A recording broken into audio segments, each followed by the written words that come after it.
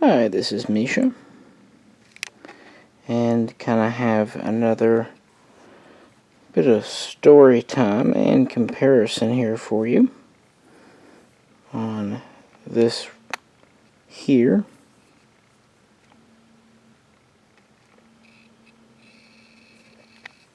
Sorry, playing with the zoom. Why not? This is my, well, was mine. It's gonna go to a new home soon.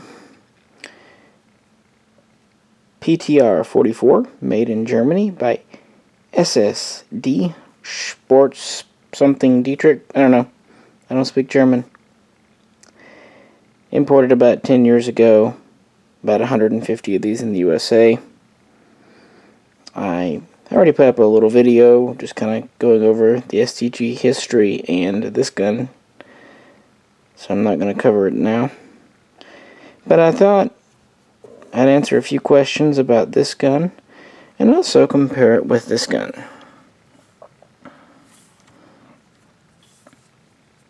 An original MP44 or STG-44. This one made in 1945. Let's look at its original mag here versus the reproduction. As I said earlier, when they did the PTR-44, they really did a good job of replicating things like the lines and the stamping, if you see here.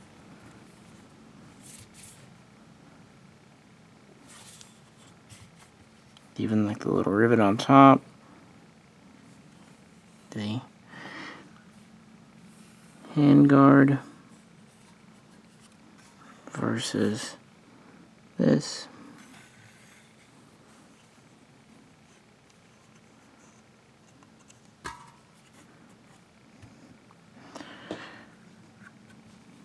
How the front sight base is.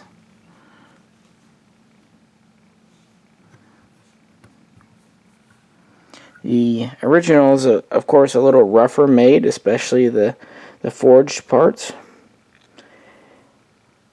Wartime and all that, especially being a 45 gun. The PTR has a nice blued finish to everything. Original guns could be all blued or a mix of blued and phosphated. It's also worth noting that there were changes, of course, to the design. And since these came from 4 factories, Hanau, Sarensum, Erfurt, and Steyr in Austria, the changes would actually happen at different times, or some factories would implement changes and others wouldn't. So honestly, any differences between these two, I'd really just chalk up to just, just changes in how things were done. Like the lines on the receiver here are a little softer than here. But then like the gas block and rod are kind of rough in the casting or forging.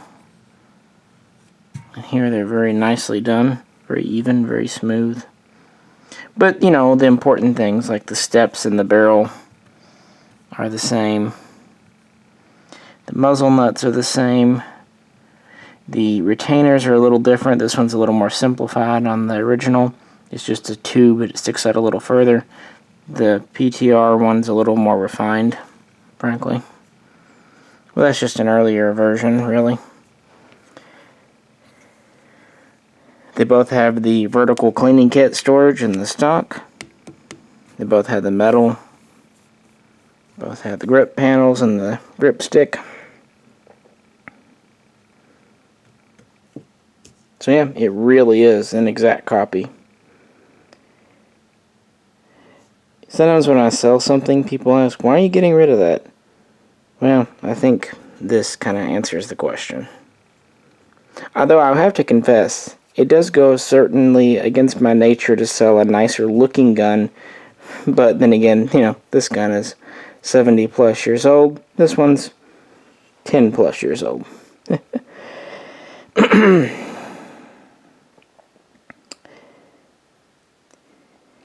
But yeah, things to ask. This gun has a very nice bore. I'm its second owner. I purchased it many years ago. I don't know, 5 years ago? 6? I don't know. From the original owner. These came in 2009. He bought it, I think, in 2010. He was a reenactor and, according to him, a big German Nazi buff. And, well, that sounds bad. I don't mean Nazi as in Nazi. I mean Nazi as in World War II. I apologize. So he picked it up. He did fire it. It was not unfired. He said that it was checked out by Jerry Prosser, Recon Ordnance. I haven't noticed anything. The serials do all match. When I received it, it came with the original SSD mag. I replaced it with what was at the time the best recommended repro mag, the ones with the Replica FXO markings on them. It does have the Replica reprint manual in the stock. It also came with the PTR manual. It has the takedown tool, the reproduction in the stock. When I got it, it did come with the sling, but this one here did not have a sling, so I'm keeping my sling. Sorry. I like having slings on my guns.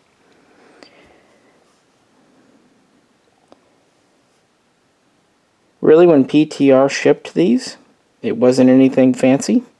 They just came in a typical Plano hard case. Some places say with one mag, others with two. In my experience, there was one. Maybe they started shipping them with two later because the SSD mags had kind of a mixed reputation, so they thought if they put two mags in, it would increase the chances.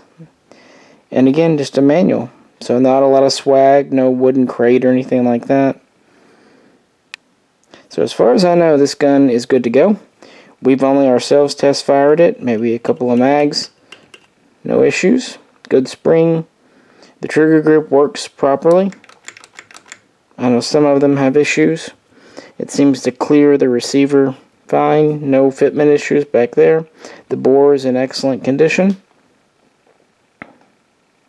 Aside from honest wear from really just enjoying the gun at the range, and maybe a bit of reenacting from the original owner, it's in great shape. What's nice about a replica gun like this, looking like a historical gun, any small nicks, scratches, dings just kind of makes it look that much more authentic. I know the blued finish on these is really nice. It's almost too nice. I kind of wish they had done phosphating or more of a matte blue.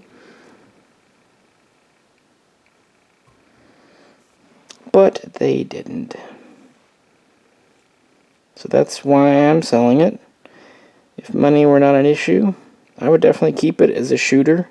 Maybe try to make one into an early STG or late, you know, have it kind of that, but just it's not in the cards. So I do hope it finds a good new home. I'm sure with so few out there, whoever ends up with it will be as thrilled as I was to get it years ago. And I was thrilled. I mean, I never really thought I would get one of these. I remember when they were first advertised, 2009, they were $5,000 back then, and they weren't even in the country yet, and I wanted one so bad, and it was not happening. It just was not even in the cards. But oh, I wanted one so bad. When I got this, it was just kind of one of those pinch yourself moments, and I haven't been disappointed with it since.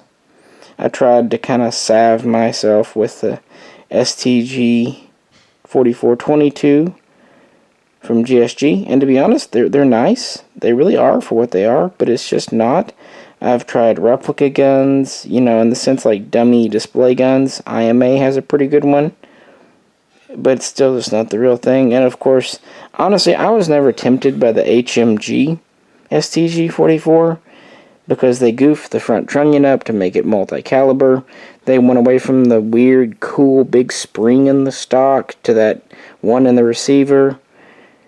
Really, the only change they made that I can accept is that they went to the HK trigger group, because the original here is a mechanical nightmare. The fact that SSD replicated it is really a testament to their skill.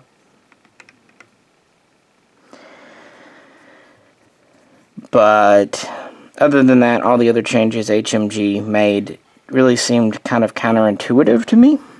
I guess it's kind of a moot point because they're never coming out. This is summer of 2019, and they're no closer than they were summer of 2015. They keep making excuses. I just don't know who the HMG gun really goes for. It's not original enough to appeal to collectors like myself, but it's too expensive and clunky to appeal to shooters. So I think it'll just, if it ever were to come out, it would just fall in between. And yeah. But I will say, just trying to be fair, the HMGs set me L's. I've had a couple of them now. I actually like them. I think that's a good target for them. You know, building from parts kit. If they had STG-44 parts kits, I think they'd do a great job, because they seem to be able to make a halfway decent stamped receiver. More than Century ever could, at least. Anyway, I digress. TLDR, HMGs are not coming out. As far as more SSDs coming into the country, you know, for a while I got hopeful every time I would hear it, but again, it's like the boy who cried wolf. Too many times people have said, oh yeah, they're for sure bringing them in, and it's happening, and then they just disappear. For one reason or another, it seems like PTR getting these 150 in was just a fluke. And they're expensive, but they're still cheaper than originals. And of course, you can't have an original as an NFA in many states. So, for some people in some states, it's absolutely not a possibility. So without that, having one that is the only way to go. What's neat, this button is real. It's just pinned. It's not like it's a cast in here just for a look. It actually is a real button.